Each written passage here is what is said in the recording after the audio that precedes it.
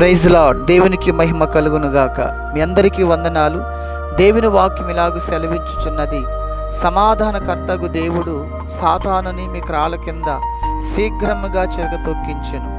ఆనాడు సాతాను వలె గొలియాతు దేవుని ప్రజల మీదకి సవాలు విసురుతున్న దినాల్లో చిన్నవాడైన దావీదుకి కృప చూపించి, ధైర్యమిచ్చి, శక్తినిచ్చి, బలమునిచ్చి గొలియాతుని చంపడానికి దేవుడు కృప చూపించారు. అలాగే అపవాది క్రియలు మీ జీవితంలో లయమైపోయి సమాధానం కలుగునట్లుగా సమాధానకర్తగా దేవుడు మీ జీవితంలో కార్యం చేయాలని ఎదురు చూస్తున్నాడు. కనుక విశ్వాసముతో ఆయన యందు ప్రార్థించే వారికి ఉండండి.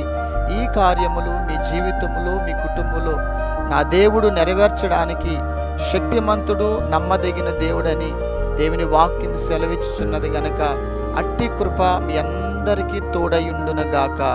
ఆమేన్, ఆమేన్, ఆమేన్.